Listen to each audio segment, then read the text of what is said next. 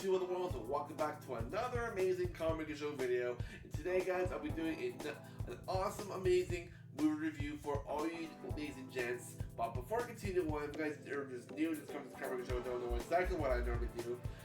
For all those people that are subscribed, you guys know exactly what I do. But for you glorious new people just popping in, I just do reviews for movies when I go see in theaters. I'll do reviews for basically for Disney Plus, Netflix. I'm trying to do some reviews for Amazon Prime for the shows and movies that are on there.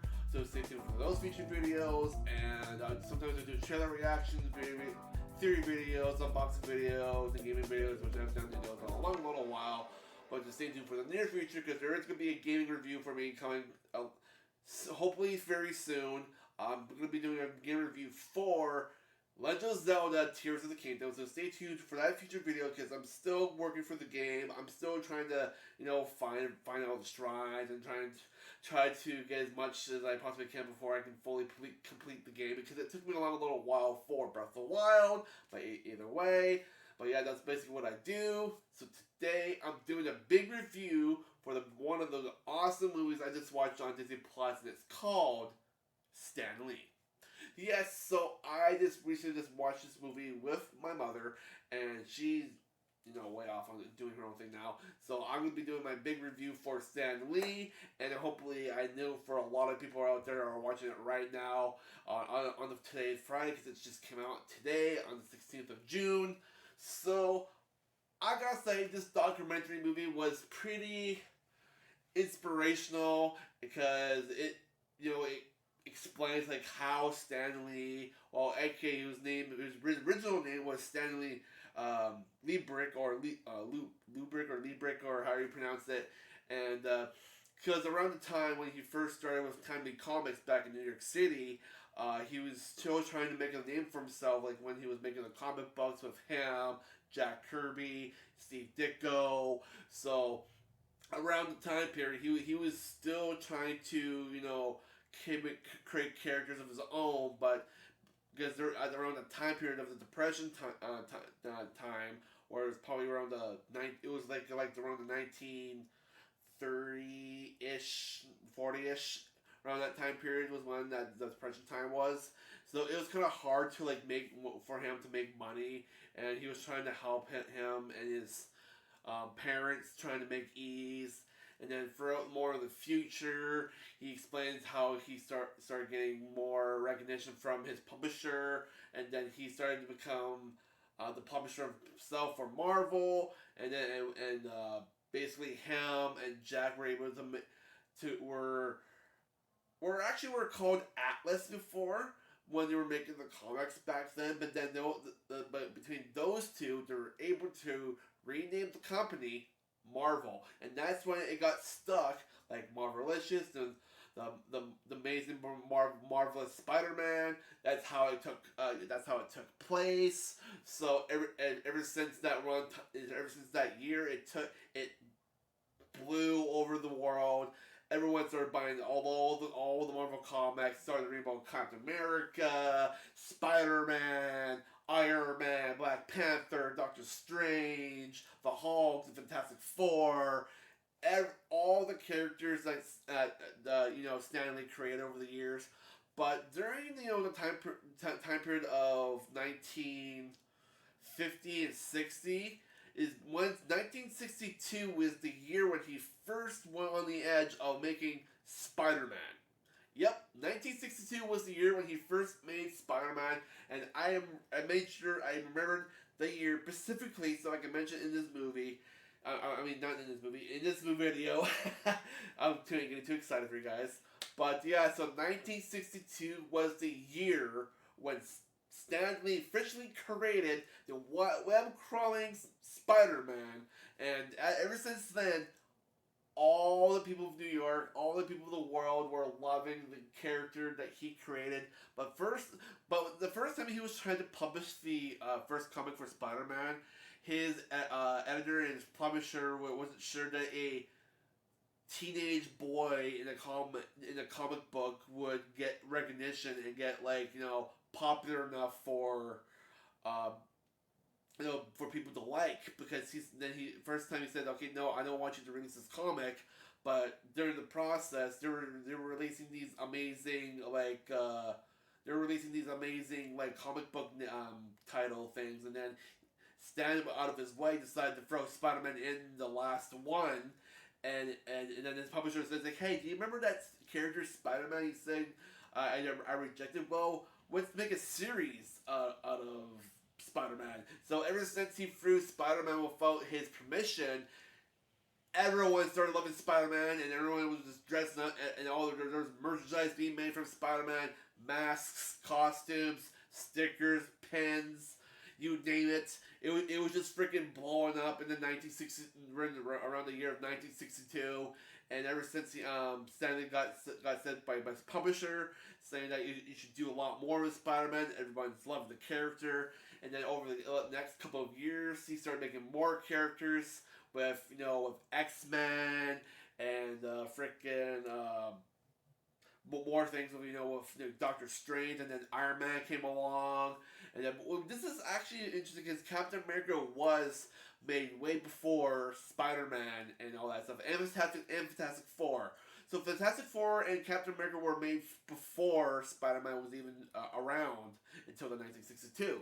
So around that Depression time is when Captain America and Fantastic Four and yada yada. So it was kind of cool to see those were done first, and then when Stan Lee wanted to make his own new characters, and that's when Spider-Man came along, which was actually got to be one of my other favorite characters in the Marvel universe is Spider-Man, because he's like one of my, because ever since I grew up I just loved Spider-Man when I was a kid, and I love the Spider-Man animated series, which is on Disney Plus. I watched all the episodes like during the pandemic time period, and I actually absolutely love the show. I was able to watch all the episodes, because all the episodes I missed when I was a kid, I was able to watch all of them, so I'm very happy. So yeah, but either way, the movie is very awesome. And then over the years of after Spider-Man, he did Iron Man, Thor, Black Panther, and many more.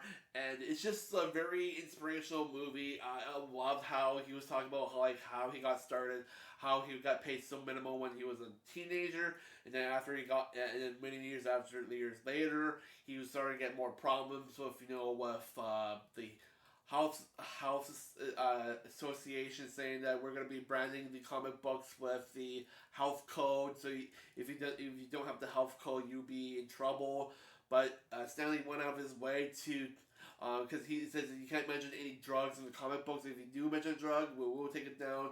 But he went out of his way to do it anyways, and it made him a lot of money, despite what the health regulation people were saying is like, you can't be doing that, otherwise we'll take it down. What? He did it anyways, and he gained a lot of money. So screw you guys.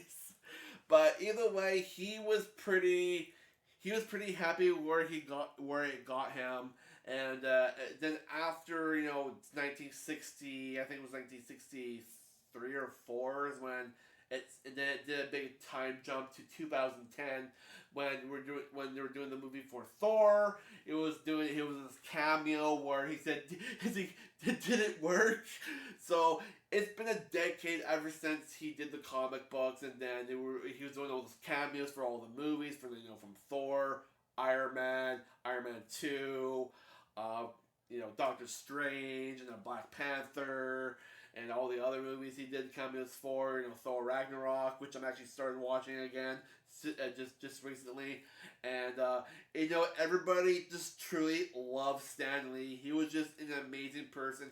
He was never really angry in the past. He never really got mad by anybody. He was just a very down to earth person. Everybody just loved him. He had some positive energy. He just he loved how the Marvel Studios, Kevin Feige was able to choose actors to portray the favorite characters he made, like Robert Downey Jr. becoming Iron Man, and then Captain America was chosen by Chris Evans, which he absolutely loved. All those actors portraying his characters, and then when Stan Lee was very happy to see that they were able to get Spider-Man from Sony, and then he was very happy to see Tom Holland portray the character, which, although he did, have cameos for Sam Raimi's Spider-Man and The Amazing Spider-Man, but he was still truly not really happy until Spider-Man was actually in the MCU. And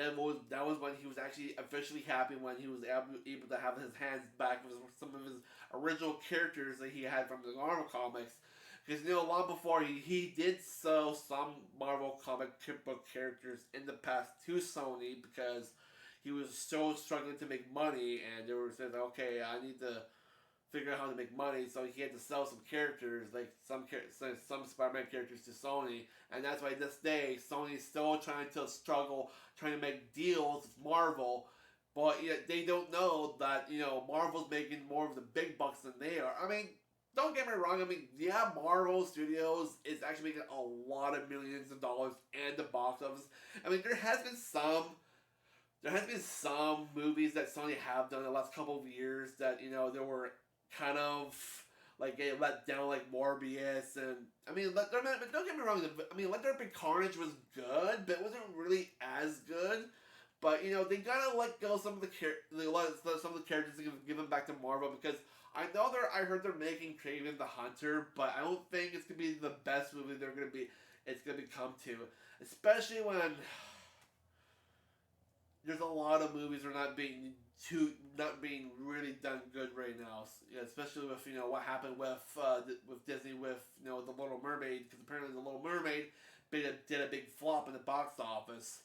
But with Marvel, there's with the new phase, there's a lot of ups and downs with some of the shows and some of the movies, and I don't know which direction they're going for, but either way, guys, the Stan Lee movie is really awesome. I really loved it. So for the big rating, I think I'm just gonna give it a spot on 5 out of 5. I thought it was just amazing to see how Stan Lee's life was given, how he got started with the company, and how he ended, and then it was just truly phenomenal how he interacted with a lot of his fans over the years, how he was on TV shows, going to conventions, signing comic books, or just things to inspire people with. It was just truly amazing to see how he loved everybody. He loved his fans. He loved the people that he worked with the movies, and it's just truly great. And that's why I also brought these out too, because I liked how the fact how I'm an inspiring Marvel fan just like everybody else is. And I love Stan Lee with his creations of Spider-Man and the Invisible Iron Man, and it's just like it's really bad enough and I know a lot of people will probably be mentioning it in a lot of their videos. Despite with Stan Lee's family, his kids are not so great with him. So I don't know I know Stan Lee passed away and all, but who is gonna take the mantle of taking the shares of of taking care of the comics, or who's gonna take over, I don't know for sure, but Kevin Feige is now the president of Marvel Studios, and I think the comics, so I think he probably be the right owner to be the guy that calls the shots. But either way, guys, that's my review for Stan Lee. That's all I gotta say about the movie. If you guys want to see you guys for yourself, it's now on Disney Plus. It's amazing. It's an amazing look into Stan Lee's rise to influence in the world of comic books and pop culture. So, totally recommend for you guys to go see it right now. It's awesome. I really liked it. My mother also liked it as well too, because around the time period, my mom knew Stan Lee when she was a kid, when she was slowly growing up, and it's just it was really interesting how he went through the phase of the Depression times, and he actually volunteered to be in the war, but he never actually got into the war. He actually got into this little movie business thing outside of New Jersey or something like that. But yeah, so anyways, I'm gonna go. Thank you guys for watching. I'll catch you guys in the next video. Probably will be me doing a review for possibly The Flash. So I'll catch you guys in a later future video.